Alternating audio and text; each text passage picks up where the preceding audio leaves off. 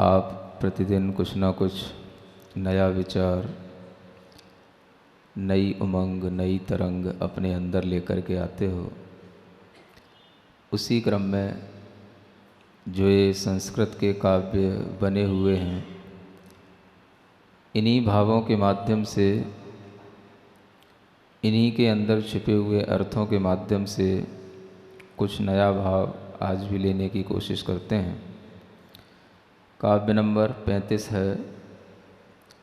रस विलास सुशब्द भ्रथा पिया, भुवि सदा सुलभारिदिवासिनी,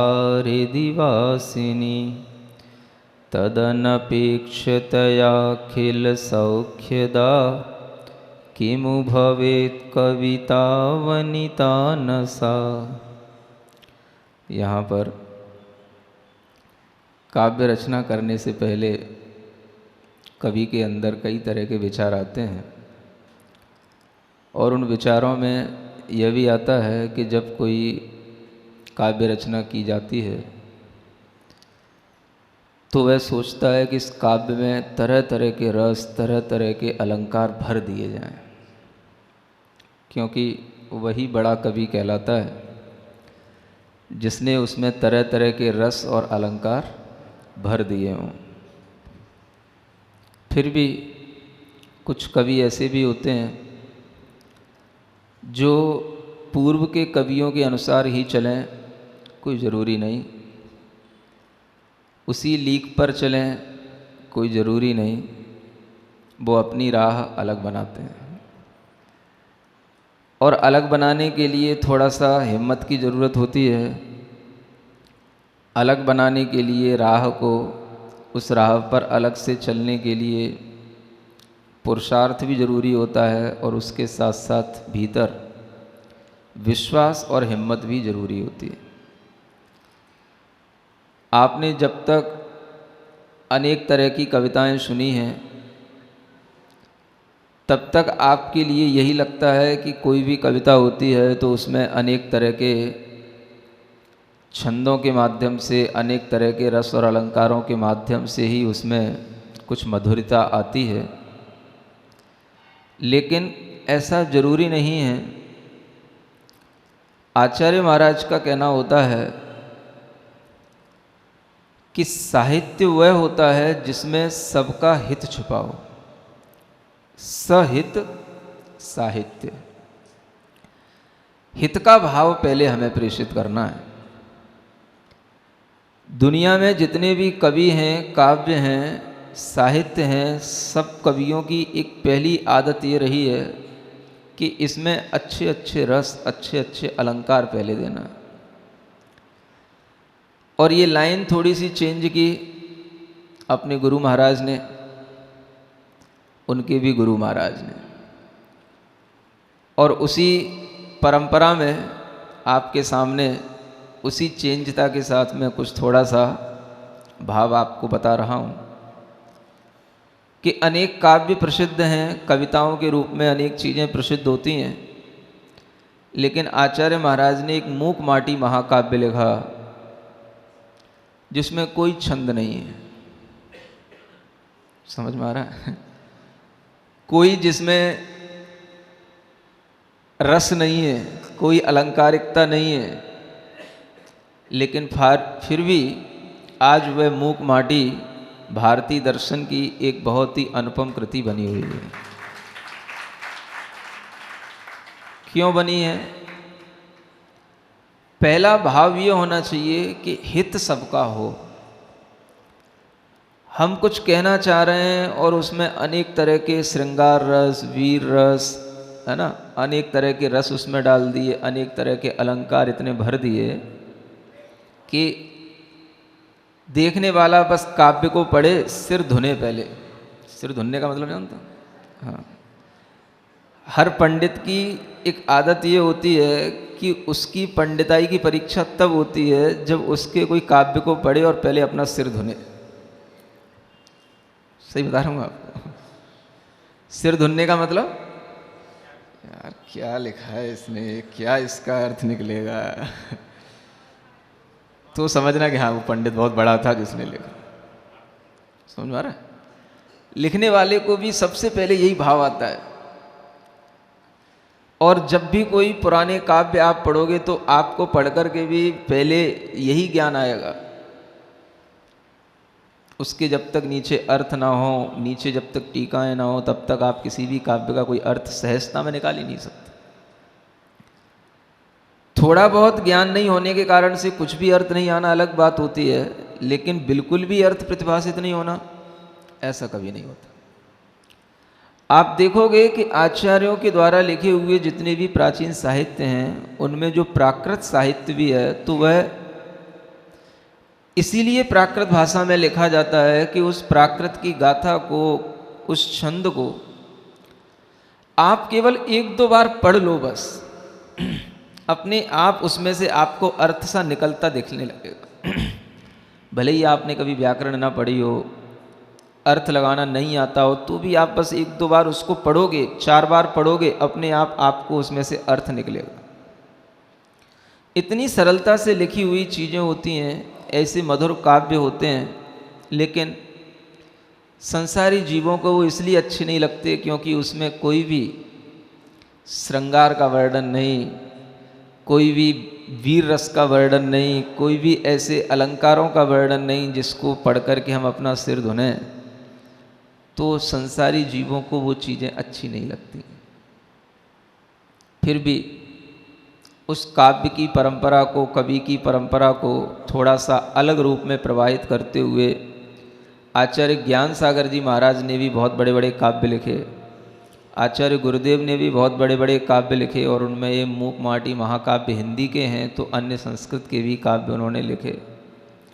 मुख्य बात यही है कि काव्य की पहचान इससे नहीं होती कि उसमें कितने रस हैं, कितने अलंकार। काव्य की पहचान होती है कि उससे पढ़ने वाले को कितना हित हो रहा है। अब तक की भारतीय परंपरा में जितने भी काव्य रचे गए, उसके पीछे उद्देश्य हित का नहीं रहा है, उद्देश्य रहा है मनोरंजन का, मन लगाने का। चाहे वो किसी भी काव्य को आप पढ़ना, कालिदास के, हर्ष के, माक के, किसी के भी काव्यों को पढ़ना, उद्देश्य रहा है अपनी पांडित्य का प्रदर्शन करना, साहित्य की अभिवृद्धि करना, जितने भी तरह के अलंकार रसों की छटाएं होती हैं उस सब उसमें बिखेरना और लोगों का मनोरंजन करना। लेकिन जैन दर्शन के मनीषियों का काम ये रहा है कि उन्होंने किसी भी प्रकार के रसों में, अलंकारों में अपना समय न बिताते हुए सबसे बड़ा रस उनको आता है शांत रस में। कौन सा रस? अब भला ये भी कोई रस होता है? ये भी कोई रस होता है क्या? अब वो तो अभी कभी अनुभूति नहीं है, तो आपको पता भी कैसे होगा कि ये भी कोई रस होता है। जैन मनीषियों की यही विशेषता रही कि उन्होंने हमेशा उपादेय बनाया किसको? शांत रस को। प्रयास किया जीवों का हित हो पहले, और हित के लिए जो सामग्री है वो सामग्री उन्होंने संजोई। उस सामग्री के अंदर शांत रस भरा है उन्होंने। कौन सा रस? हाँ, किसी भी कथानक को पढ़ो, किसी भी पुराण को पढ़ो, किसी भी काव्य को पढ़ो, आपको उसे पढ़ने के बाद जरूर आपके अंदर, आपके परिणामों में शांति उत्पन्न होगी। अब वो शांत रस के काव्य दुनिया में सबको तो अच्छे नहीं लगते। शालीनता, शांति, ये सबको अच्छी लगती है ऐसा जरूरी नहीं है, क्योंकि राग रंगता में जो दुनिया के लोग लगे रहते हैं तो उन्हें राग रंगीनता की चीज़ें ही अच्छी लगती हैं। जैन शास्त्रों का प्रचार प्रसार दुनिया में नहीं होने का एक बहुत बड़ा कारण ये भी है। और उसमें भी कई आचार्यों ने अपने तरह से कई अलंकार और रसों से परिपूर्ण शास्त्र भी लिखे हैं, ऐसा नहीं है, लेकिन वो सब प्राचीन आचार्यों ने लिखे हैं। अब की जो ये धारा बदली है आचार्य ज्ञान सागर जी महाराज से आचार्य गुरुदेव के द्वारा, तो उसी धारा को अनुभूत करते हुए इस काव्य में हमने लिखा है, वही बात लिखी है। क्या लिखी है? कविता और वनिता दो चीज़ें हैं। वनिता जानते हो? स्त्री। और कविता तो आप जानते ही हो, ये भी काव्य लिखने के तरीके होते हैं। अब हम कविता लिखना चाह रहे हैं तो मन में यही भाव आता है, इसमें ये रस डालो कि वो रस डालो। अब रसों की तरफ चले जाओ तो जो वास्तविक हित है वो छूट जाता है। तो फिर एक उपमा दे करके यहाँ लिखा है, आपसे पूछा है, सुन रहे हो?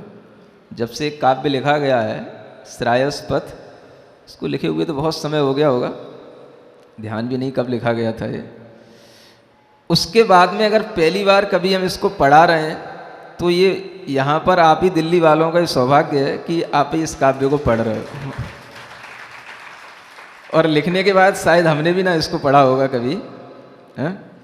फिर भी ये जो काव्य है, इसकी जो मुख्य रूप से इसकी प्रकाशनता हुई थी, प्रकाशन हुआ था, तो ये तब हुआ था जब हम सम्मेद शिखर की यात्रा से लौट करके बनारस इलाहाबाद होते हुए आ रहे थे। तो बनारस में जो है इसके प्रकाशन की भूमिका बनी थी।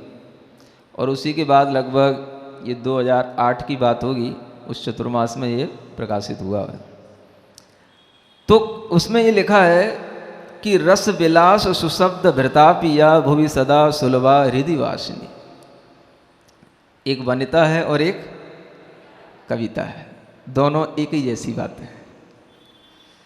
वनिता भी वही अच्छी लगती है जो कैसी हो, अलंकारों से सुशोभित हो, है? अनेक तरह के हाव भाव और रसों से परिपूर्ण हो, सुन रहे हो? और अनेक अच्छे अच्छे सुशब्द भृता, और जिसमें अनेक तरह के कुछ मधुर कुछ क्लिष्ट शब्दों का प्रयोग हो। समझ में आ रहा है? इसी तरह से कविता भी वही अच्छी लगती है जिसमें अनेक तरह के रस हों, अलंकार हों, और बड़े कुछ कष्टप्रद शब्द भी हों। क्या समझ में आ रहा है? कष्टप्रद शब्द से मतलब क्या समझते हो?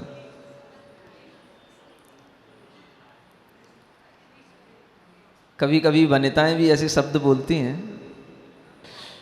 आज का जो ट्रेंड चला है उसके अनुसार बता रहा हूं कि कभी कभी ऐसे शब्द भी अब हमारे प्रयोग में आते हैं जो सामने वाले को समझ न आते हों, लेकिन हमें इंग्लिश लैंग्वेज के कारण से उसको बोलना पड़ते हैं। नहीं समझ में आ रहा है? अब आज की वनिता पढ़ी लिखी हो गई है ना? घर में माता पिता भले ही इतने पढ़े लिखे ना हो, अब वो पढ़ करके आई है, चाहे वो बेटी के रूप में हो चाहे बहू के रूप में हो, तो वो आपकी तरह बिल्कुल हर बात पे हर जगह हिंदी हिंदी कैसे बोल सकती है? तो थोड़े से उसके शब्दों में भी क्या होना चाहिए? कुछ इंग्लिश का पुट होना चाहिए। जब आप उसकी ओर देखो, हैं क्या बोलिए, क्या इसका मतलब, समझ आ रहा है? तो इसी तरीके से काव्य लिखने वालों की आदत होती है कि कुछ ना कुछ हमारे काव्य पढ़ने के बाद वो डिक्शनरी खोलें, क्या इसका अर्थ होता है, तब तो समझना है कि हाँ कोई इनने अच्छे शब्दों का प्रयोग किया। और हम जैसे लिखने वाले काव्यों को तो कोई भी किसी भी पंडित को दे दो, है जो कोई काव्य है, सीधा सीधा समझ में आ रहा है क्या लिखा है इसमें। कोई भी शब्दों को खोलने के लिए डिक्शनरी की जरूरत ही नहीं पड़ेगी। समझ आ रहा ना? तो ऐसे काव्यों की पसंदगी थोड़ा कम लोगों को होती है। फिर भी जो लोग अलग राह पर चलते हैं, अच्छी राह बनाते हैं, अच्छे विचारों से चलते हैं, तो उन्हें इस बात की दिक्कत नहीं होती कि लोग पसंद करें या नहीं करें। उनका काम होता है कि अच्छी बात देना, अच्छे काम करना, अच्छी राह पर चलना।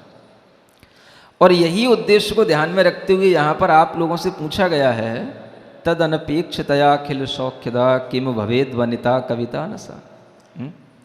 क्या ऐसी कोई कविता या वनिता नहीं होती है जिसमें रस नहीं हो, अलंकार नहीं हो, इंग्लिश के शब्दों का पुट नहीं हो या क्लिष्ट शब्द नहीं हो, जले कटे भी चलो आपके मान लेते हैं, वो भी नहीं हो, कोई सीधा साधा एक काव्य हो, है? ऐसा नहीं हो सकता कभी? ऐसी वनिता क्या आपको पसंद नहीं आएगी? है? आप तो बताओ पहले, तब हम अपनी कविता की बात बताएं। ऐसी वनिता भी पसंद आ सकती है कि नहीं? है? सात्विक, शालीन, शुद्ध, अलंकारों से रहित होकर के भी अपनी स्वाभाविक सुंदरता से आपको आकर्षित करने वाली है। हा? नहीं आती अच्छी कि जब तक वो अपने मुंह पे थोड़ा सा गोबर ना लपेट ले ओ सॉरी क्या बोल गया मैं अब वो जितने भी कॉस्मेटिक है वो सब क्या है जब तक थोड़ा सा होठों पे खून ना लगा ले तब तक अच्छी नहीं लगती ना। ऐसा ही है कुछ कि बिना उसकी भी अच्छी लगती है? तो थोड़ी सी अपनी पसंदी को भी देखना कि हमारी पसंदी क्या है। क्या सुन रहे हो? सुन रहे हो कि नहीं सुन रहे हो? ये तो जरूर सुनोगे अपनी पसंदी को भी देखना कि हमारी पसंदी क्या है, हम कैसी सुंदरता पसंद करते हैं, ओढ़ी हुई, कृत्रिम, बनाई हुई या वास्तविक, है ना।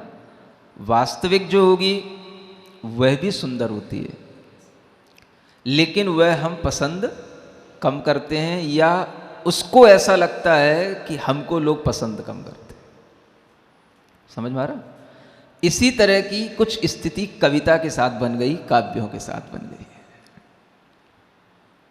अब लिखा है तो कुछ भाव तो खोलना तो पड़ेगा कि लोग अब सीधे साधे काव्य नहीं लिखते हैं, स्वाभाविक सुंदरता को लिए हुए भी काव्य होते हैं।